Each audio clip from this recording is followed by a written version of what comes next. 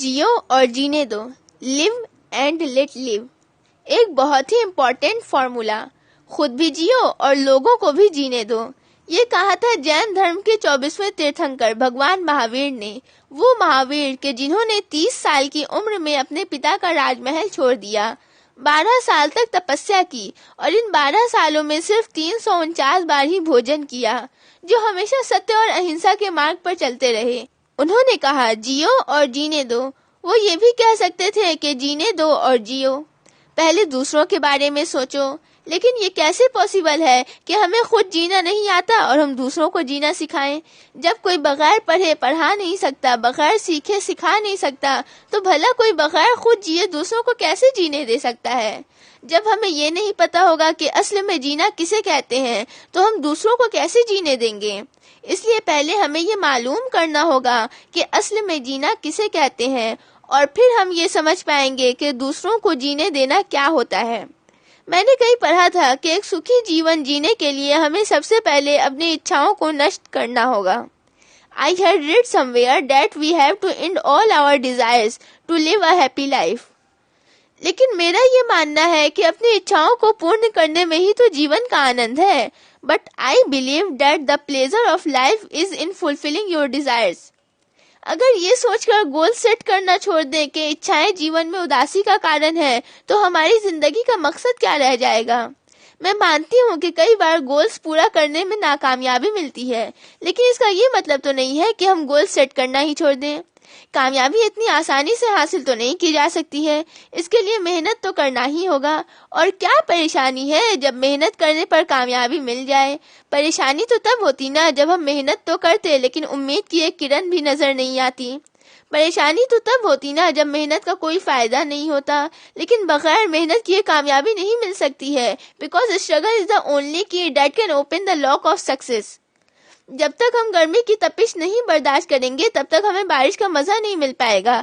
उसी तरह जब तक हम मेहनत नहीं करेंगे, बार बार नाकामयाब होकर कोशिश नहीं करेंगे, तब तक हमें कामयाबी कैसे मिलेगी। और ये भी जरूरी नहीं है कि हम नाकामयाब होने पर उदास हों। अगर हम अपनी नाकामयाबियों को सीख के तौर पर अपनाना शुरू कर दें, तो अनसक्सेस का साइड इफेक्ट यानी उदासी तो गायब ही हो जाएगी। और वैसे भी उदास होने से तो कोई फायदा है नहीं। लेकिन अगर हम इस बात पर गौर करें कि हम क्यों असफल हुए, क्या वजह थी जिसने मुझे सफल नहीं होने दिया, मैं अगली बार क्या करूं कि सफलता के और करीब हो जाऊं, और इस तरह से हम अपनी नाकामयाबी का भी फायदा उठा सकते हैं। और हर असफलता हमें हमारी सफलता के और करीब ले जाएगी, और तब असफलता हमें सफलता की ऊंचाई तक ले जाने वाली एक सीढ़ी नजर आएगी, ना कि एक गड्ढा।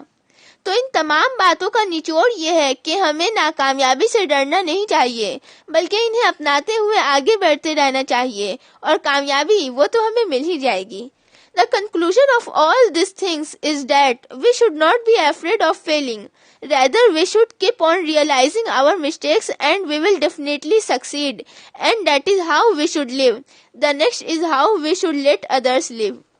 दूसरों को जीने देना मतलब उन्हें डिस्टर्ब ना करना नहीं है, बल्कि अगर दूसरे गलत रास्ते पर हैं तो उन्हें सही रास्ता दिखाना। अगर दूसरे हमसे कुछ उम्मीद रखते हैं तो उन पर खड़े उतरना। अगर दूसरे हमसे मदद चाहते हैं तो उनकी मदद करना, और साथ ही साथ ये भी देखना कि कहीं हमारी वजह से किसी को परेशानी तो नहीं हो रही है।